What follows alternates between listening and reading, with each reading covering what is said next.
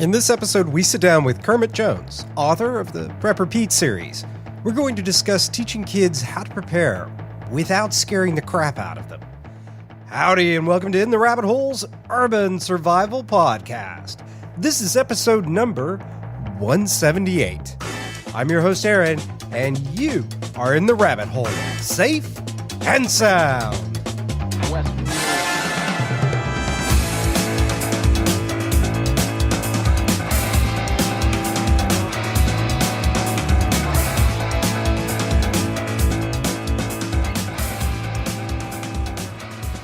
Kermit, welcome back to In the Rabbit Hole. Aaron, how are you doing today? And I'm doing well. What have you been up to this summer? Any exciting preparedness projects, or what'd you do, man? Living life. Things are going well. Yeah. I'm excited about an incoming pure sine wave inverter that I have coming. So that's the next big thing on the ticket. That is exciting stuff right there. So I wasn't going to ask this, but what are you doing with your pure sine wave inverter? Well, I'm posting a review on it is a primary thing, but I like to have them available. I've got the generator. Mm-hmm. Problem is the generator is kind of loud. Mm. And so when the power goes out, first off, from a OPSEC, I don't want to draw attention to myself. But second reason is sometimes I don't need that much power just to keep the fridge and freezer going. They only take a couple hundred watts. And so with an inverter like that, I can basically plug it up to a 12-volt battery, run it for a couple hours, and then absolute worst case, use jumper cables and hook it up to the car to recharge it or to the generator. But that allows me to run the essentials, charge stuff, the radio, that kind of stuff, and not have to fire up the generator for hours on end. So save me a lot of gas in the long run. And most of the power outages we've had here last anywhere between 3 and 6 hours, and a single battery would power both fridges. Deep cycle battery would power both of them with no problem. So I got you. Well, very cool, man. Sounds like you've been up to some shenanigans this summer, getting some things done. So, last time we got into a little bit how you got into writing and stuff like that. More of a, I guess for the aspiring writers out there, do you have a process for writing? And I ask this particularly of you because writing children's books is actually a lot more difficult than most people think. You have to say a lot more with much more fewer words. You have to be much more concise and much more specific with your words. So do you do anything to kind of get into a writer's zone, or is it just you sit down and stare at a blank paper until words happen? Yes. To both of those. I think that a lot of it depends on what type of material I'm writing. And you kind of mentioned children's books have a slightly different view of how things work. But for me, when I wrote the first 3 Prepper Pete books, I kind of got into a groove, and it was a kind of a brainstorming session of, I want to do this. I want to discuss this. And so I think that the hardest part is just getting all the data out there. And then when you're done, trying to organize it in a cogent style, and then going back and organizing it from a kid perspective, which I think is the difficult part. And then the hardest part, I think, is pretty much whatever children's story you start out with, chop it in half, 50% of the words, and that's where the first draft is. But for me, the process, it does take a zone. It's easier for me to sit down and bang out a couple of thousand words on a email or a review or something like that. That's much easier than sitting down and getting into Prepper Pete zone mode, just because I'm trying to think of it from a not overwhelming perspective. I want it to be useful, but at the same time, I don't want it to be so kiddie that you don't really learn anything. Right. So, but a lot of times I've got Evernote open when I'm driving, and I'll pop an idea in like, hey, make sure I cover this topic. And then I come back and kind of kludge all those together and figure out how they're going to form. Okay. That would be why I have 25 book ideas and only 4 on the market. I know that feeling. So, and I meant to ask you this last time, why the name Prepper Pete? Was it just alliteration, or did it have some particular meaning for you? Of course there was meaning behind it, Aaron. No one would ever pluck something out of the air. Never. Well, at the time I was thinking about, prepping specifically. And, with kids, they like, there's Tractor Mac, there's, Thomas the Train. So there's kind of this roll off the tongue type thing.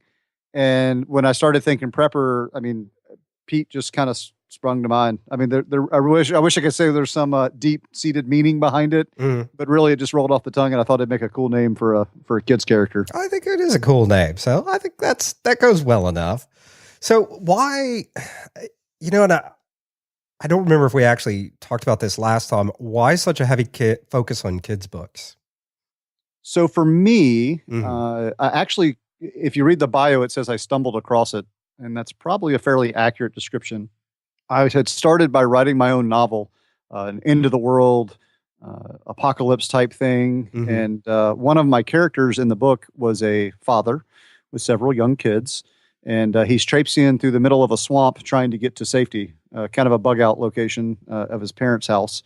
Not based loosely on me at all. Not a bit. Not at all. But as I was doing that, my question became how in the world would someone prepare their kids for something like this? Mhm. And so as I started looking at that, I went to the natural conclusion of, well, I'd go get a book off Amazon and read it to them. So I started searching Amazon, started searching out there. There were several books on like prepping with kids and that sort of thing, but I didn't find anything that was targeted at kids. And so I figured that was a niche. That's how Prepper Pete was born. And in about 45 minutes, I dumped what would later become the first three books. Of a trilogy. The third one's not out yet.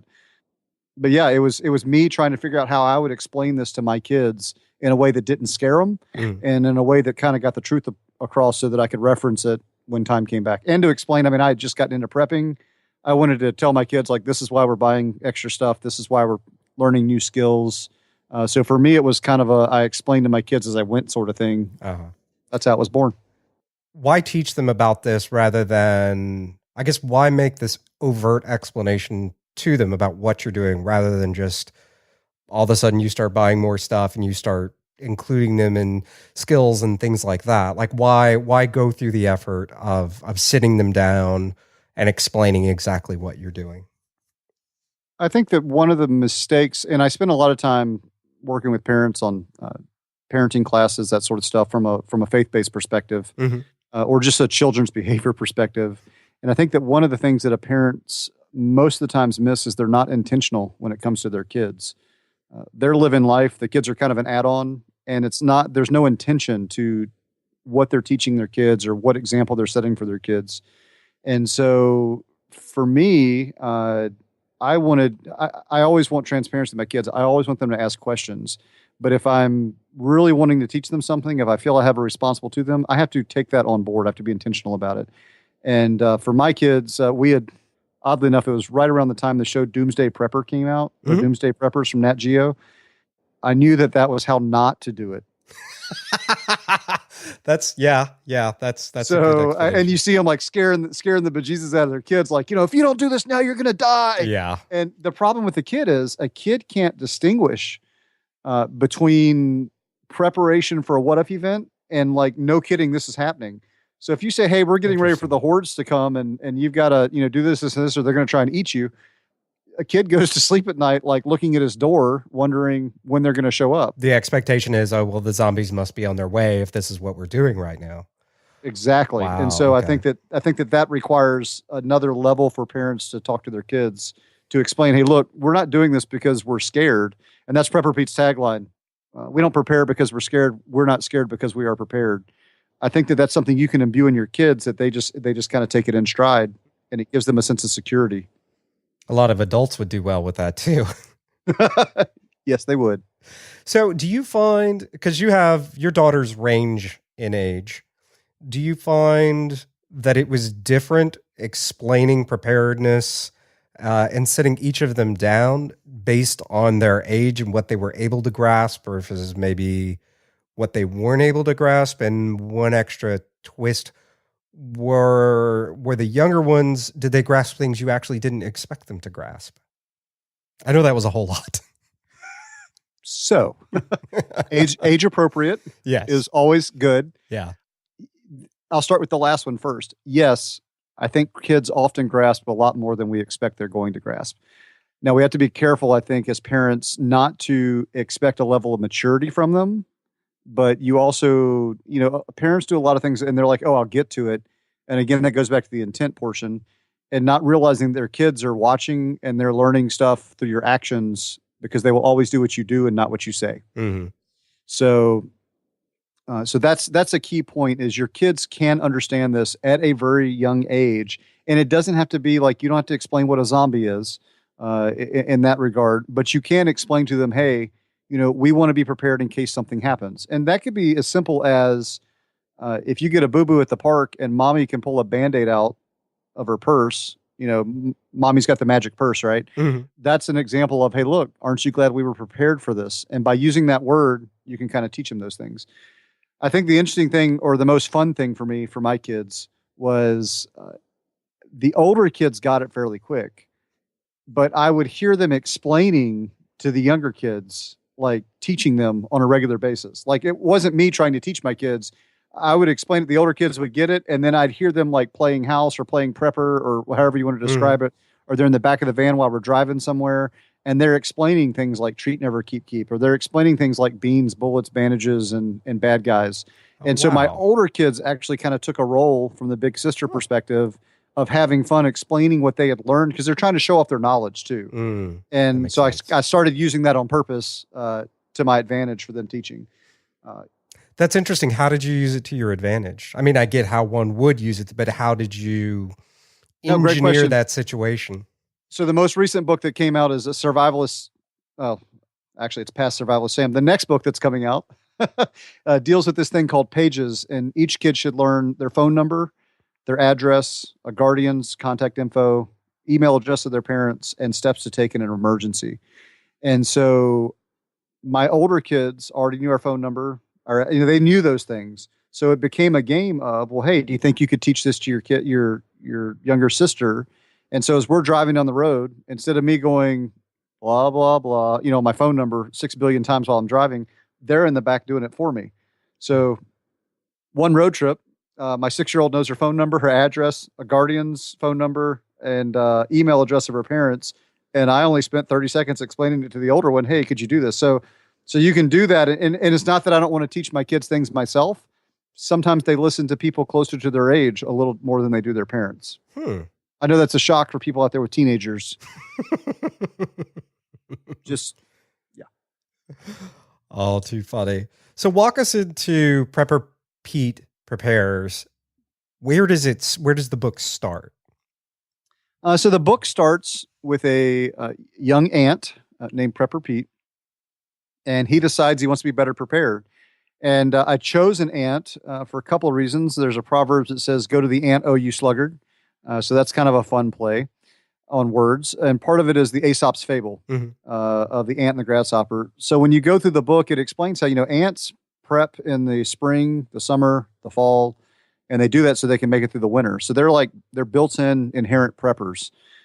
That's how the book starts. And then so after it introduces Prepper Pete from that perspective, it starts talking about the things that he prepares for. I wanted to kind of cover some of the big topic items without going into too much detail. So, he prepares for a power outage. He prepares for, I mentioned like a solar flare, and it's got a cute picture of the grasshopper and his stuff not working, or maybe a big illness that'll come through. It explains how he does things like buys gold, keeps his things a secret, gets a generator, some flashlights, just basic things that people who are preppers, different events that they're prepping for. Mhm. And it takes Prepper Pete through those different things as he's doing them. And there's one little cute stab in there of even the government says that people should be prepared to live for 3 days without help. And I use that one for the people that are like, oh, you preppers are all crazy. Oh, really? So who are you going to rely on? Well, the government will come help. Oh, really? Well, because the government says. Yeah. And so and then I'll mess with people and I'll ask them the question. They'll be like, oh, you're a prepper. I was like, oh, you're not. Mm. I was like, you don't have extra water? Oh, well, I've got extra water. Oh, you're one of us. So, but Pete then goes through and it talks about he's got his friend survivalist Sam.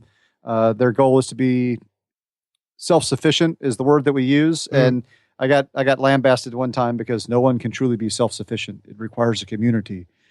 But I was like, he's fishing with his buddy Sam. I mean, it already is a community. It's Yeah. Prepper Pete and friends. So Pete just kind of goes through to introduce some of the key topics for folks and get the point across without scaring kids. Basically, it's kind of light and fun. how does, because kids can say crazy things. I think there was a TV show about that. How do you deal with OPSEC and kids? How do you deal with them not, I guess, what do you tell them, hey, don't tell people we've got all this food and stuff, or how does that work? So that's the next after the next book. It gets out of Dodge. That's an OPSEC book for kids. I haven't written Oh. that yet, so you'll have to come back and ask me later. And it sounds like I intentionally set that up, but I really didn't. I was just curious. Joking. No, that book's not written yet, but with our kids, we've been very upfront. I mean, obviously, it's kind of hard to hide the fact that I'm a prepper when I write books on prepping. This is true. But the questions do come up. How much do you have? Do you have a lot of guns? And they're like, well, I'll just come to your house if something happens. And I always just politely inform them, you probably won't make it past 150, 300 yards. That's the tree line, just for the record, not my marksmanship. but our kids do understand that there is a level of, I don't know that secrecy is a word, but Prepper Pete explains that in one point. He says he keeps his prepping a secret because there's some people that may not be prepared. And I always laugh because you talk a lot about zombies and that sort of thing. Mm-hmm. I define a zombie as anyone after a disaster who wasn't prepared. Yeah. Not the brain eating type, but the unprepared type. And so dealing with my kids, we do explain to them, hey, look, you need to be careful. And, this isn't something that we just tell everyone. Now they'll tell everyone in the world that, we're preppers and my dad writes books because they're my advertising and marketing campaign when we go out. So I'm okay with that. Yes. But as far as like what we have, where it's at, they know that those things are kind of off limits. And that's because I've been very intentional and upfront. And I've always told them, you can come ask me. And they've come and said, hey, can I tell so-and-so about, such and such? And sometimes the answer is no. But every once in a while, just so that they know that they're not always going to get a no, I'll say, well, sure. And we'll explain it to someone or have them over for dinner. I think as a parent, you have to judge where your kids are. I can have a different conversation with my 13-year-old than I can have with my 6-year-old. And I think that that's part of it is she feels included in the process. And because of that, she has a vested interest in the process as well. Okay. What are some of the things you see parents do that are counterproductive in trying to teach their kids about preparedness? Let's see, top 3. First off, they scare their kids. That's not needed. It's actually counterproductive because they freeze from fear, they don't engage, and you can't get through it. So scaring your kids is the worst thing you can do. Second thing is that they're not intentional with their kids, meaning they're not including them. They're not trying to explain it to them. And I think that's a huge mistake that a lot of parents make. And the third one is they don't give their kids enough credit. I think so many parents think their kids can't handle the topic, so they don't even broach it. But then that doesn't line up with what they're doing, with what their kids are seeing. And that actually creates distrust in their relationship. And so that's something that as a parent, from a parenting perspective, let your yes be yes and your no be no. If you're not intentional in that regard, then you're gonna miss an opportunity. You're actually gonna make things worse down the road because then if something happens and you're like, oh, okay, now everything changes and it's a new set of rules, kids don't react well to that. What do you think really changes for people who, and I guess you already had kids when you started prepping, right? If I remember correctly.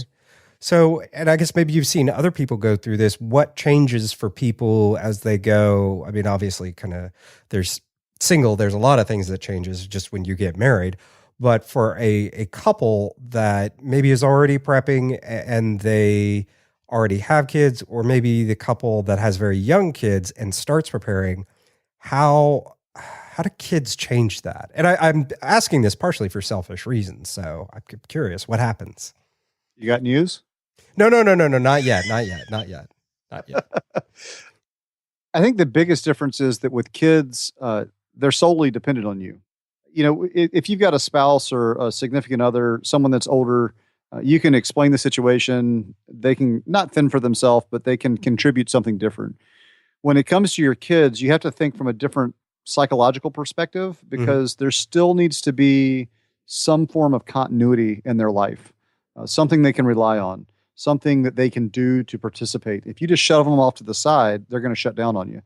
And so if that's, hey, carry this backpack, it's really important. We're going to make a fire. Oh, you got the matches. Now, obviously, you're going to have more than one set of matches, but something for them to feel like they're participating. I think that that's key. But I think the thing that probably catches most parents off guard that I talk to is logistics. If you're bugging out or if you're bugging in, take your pick. Things that you take for granted, diapers, wipes, formula, just general things like that, the food that you may have stored up, that all creates huge change when it comes to kids because, what if they don't want to eat it? And I mean, don't get me wrong, I'll shove anything down my kid's throat. I'm the parent, but that is a concern of, does this taste good? Are they going to want to eat it? Are they going to, do I have a games set aside? Some type of activity that they can do, something that they can be engaged with. Sometimes those are second thoughts, and really those are kind of important of something to think about when it comes to your kids. Even if it's as simple as having some of those little, like when the power goes out, it's amazing the difference between a dark house and a house with a little glow in the dark bracelet for a kid. So just having little supplies like that on hand that you may not think much of can be a huge comfort or distraction for your kids that you probably want to consider because they become important. That's great stuff. So now for the lightning round. What's the best prepper advice you've ever received? You can't buy knowledge. Oh, that is a good one. You can buy gadgets, but they'll never feed you. Yeah, very true. So what would you say is your prepper shortfall, or as we were joking before the recording, your growth area? My growth area is my round to it. I've got a long list of things that I'll do when I get round to it. Ah, okay. I think that in the Navy, we have a term called steady strain. It's when you keep a constant strain of activity and doing things. Look, I'm never going to get them all done, but doing something today. And my shortfall is that there's some days I just don't do any preps, and I should. I got you. Okay. And we kind of hinted at this accidentally. What can readers expect from you in the near future? The next book out the gate is going to be a book called Prepper Pete's Be Prepared. And that's a be ready book for kids or emergency handbook for kids. I haven't quite figured out the subtitle, but it goes through the steps of pages. It's a very, I call it my politically correct book. No guns in it. It'll be the only one so far without one, but it deals with teaching kids, the phone number, the address, and just helping parents at nighttime or when they're in the car, however it takes, to be able to teach those key points to kids and steps to take in an emergency, like if there's a fire, stranger danger, if you get lost, things that I think we kind of take for granted that our kids know. But I would challenge any parent out there, take your cell phone, give it to your kid and tell them to call someone and see if they know the steps, because that's a key thing to make sure they know how to handle it. So Prepper Pete's Be Prepared. My goal is to have it out by the end of the year. I'm hoping for September, which is National Preparedness Month. It's probably going to be a little bit later though, but it will be in time for the holidays and should be a fun time. Very cool.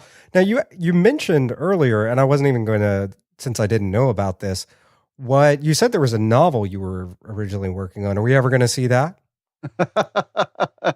Right when I'm done with my dissertation, 22 other Prepper Pete books, a couple of podcasts I've got to do in an audiobook. But right after that. Right on after the slate. that. Right after that. It's something that from time to time, there's actually two versions of a novel I'm working on. One's an adult novel. I've got the plot written out. I think it's going to work well.